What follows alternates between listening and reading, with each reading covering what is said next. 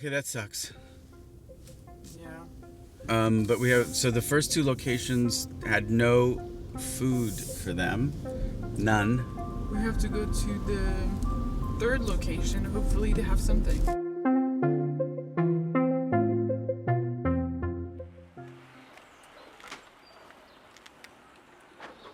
So every stop you have to process what's good and what's not good? Yeah, I mean to a certain degree, but it really depends, like how much time you have. Like here, it's very comfortable.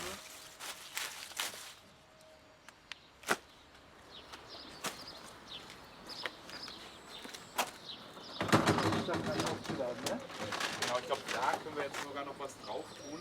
Guck mal, schnapp dir doch mal die hier und verteile die da noch oben drauf.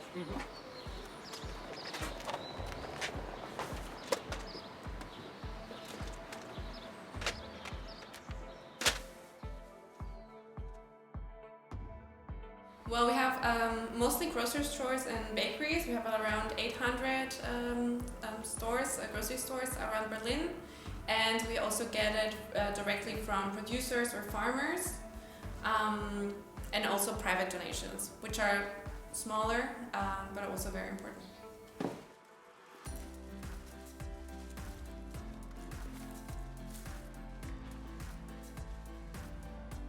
We usually pick up the food from the grocery stores, from supermarkets, then we bring it back to our central where we sort it and prepare it, and then we give it to the distribution points, which they give to the people, then the bag of food or the groceries.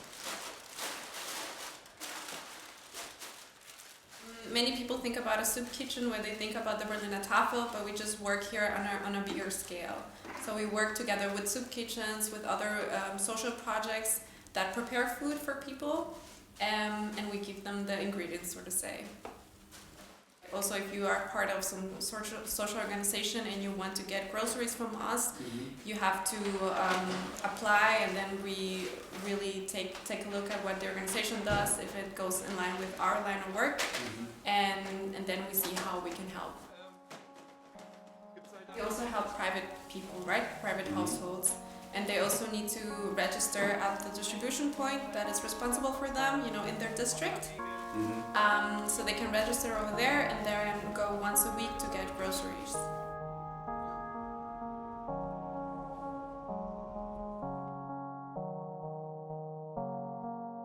I think I'm very lucky in my department because I do have a lot of contact with the volunteers, and we definitely hear some stories, like people that have been supported by the Berliner Tafel like 5 years ago, and now they're in a different position where they have more time or resources and they want to help now.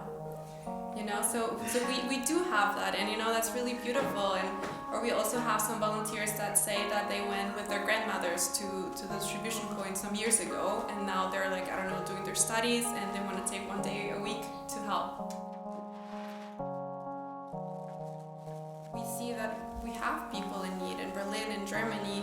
Only the Berliner Tafel reaches about 125,000 people every month.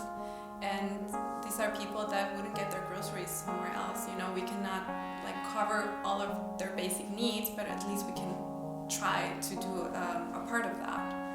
And also as an NGO, we don't get any state funding. We're financed only by private donations. So there's another separate system for charity where we need to help the people that aren't getting their basic needs covered.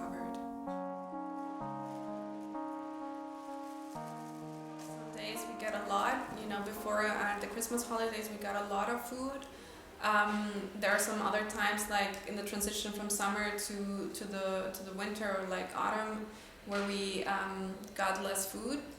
But it depends on so many external factors, political decisions, whether restaurants are open or closed. Then people buy more groceries at the grocery store. Also, right, if from the weather, if it's getting hot, then the groceries go bad quicker, so we get more donations. It's because it's harder to sell them when they're not looking as good as they were. Right. So it depends on different factors. We also have more projects that are rescuing food right now, so that's also a competition for us. fewer donations. I mean, it is a kind of competition, and we are working towards, I mean, the same mission of reducing food waste. But of course, we need to think about also where the food is going, right? And of course, we're trying here to cover people's basic needs when they're in need. So when we talk about like basic food products, it is a competition. You know, when we're talking about bread, potatoes, vegetables, you know, I think there are other food rescuers that have like a little bit of different approach towards food wasting. Sometimes it's from restaurants or some kind of specific products. It's not directly competing with us, but when it's like the basic product, the basic food, it is a competition.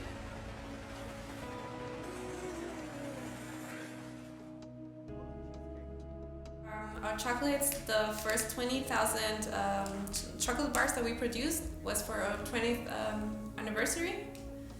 And then, yeah, we sort of started selling them like for the holidays and like some special occasions, and this is the first year that we're gonna sell them all year round. Great. Yeah, and yeah, we have like the two flavors or the two kinds, like, you know, Zartbitter and Vollmilchschokolade.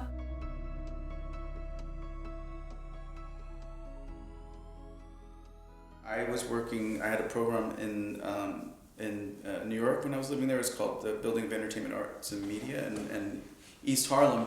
And food education was a big platform of the president, the mayor of New York, so Bloomberg at the time. So we were very much part of these kind of food education and teaching, especially people who are in poor communities, that eating healthy is a possibility than eating at McDonald's, and sometimes is actually cheaper. They just don't know how. Yeah. And so like if you're doing cooking with children, that's also teaching them about nutrition and healthful eating, as opposed to like eating the ramen noodles with just this. Right?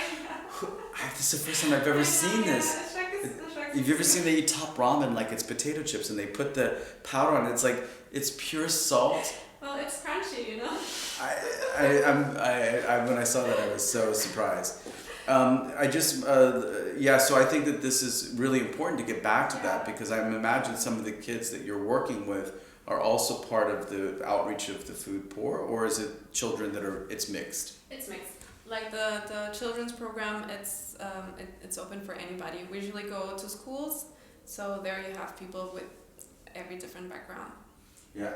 I imagine we were talking about this about children when we were on the Markthalle, and even my boyfriend has said this, that we have so much positive expectations for younger people, especially I'd say with the millennials, but even this generation now, because they're so informed and so aware and so conscious of what's going on around them, that I was talking about the animation thing about climate change and the environment.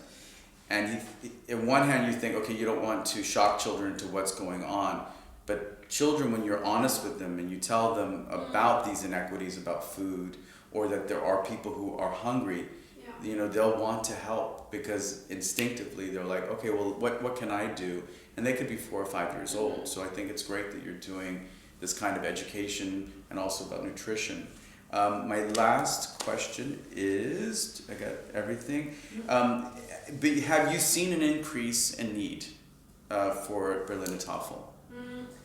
Yes, definitely. I mean, we also have seen new projects that have been created during the last year.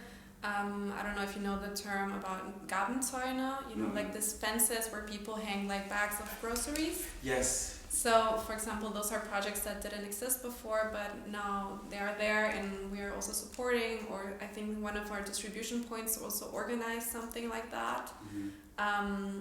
So that's like an easier reach for people, you know, to get the groceries, because of course sometimes it's also like something that's stigmatized, you know, and that's why we don't differentiate with kids, because, you know, we want them all to learn without getting stigmatized, you know, like that they're in help. So yeah, there are definitely a lot of projects. And based on that question about the increase, when people are looking to be helped, for example, have you had where people reach out to you, like individuals, and say, okay, I'm really struggling right now and I need help, and then you direct them to the area of which they can receive help? Do you get calls like that where people are like, We have people that actually show up here at the office, because they Google Berliner Tafel and they end up here. So that's not always easy because we cannot hand out food over here at the wholesale market, but then we have to redirect them to a distribution point. So we can look up the information for them, which distribution point would be responsible for them. And we pick out the information and let them know when they can go there, and that's the way they can get to groceries. and in those situations, do you give care packages, or is it not something that you want to encourage? No, here we're not allowed from the wholesale market. It's a policy that we cannot give out food over here, so we cannot do that, unfortunately. Only at the distribution points. Okay. Yeah, and I mean it's a pretty like formal process, because at the distribution point you need to get registered, and then come once a week. They're not handing out food just like that. Okay. I think that I got everything. I just wanted to say thank you for taking this time, and I think it's really important. What the mission of what Berliner Tafel is trying to do is super important. It's super important that here in Berlin, but especially in Germany, that we understand that just because there's a social system that can protect you, not everyone's protected.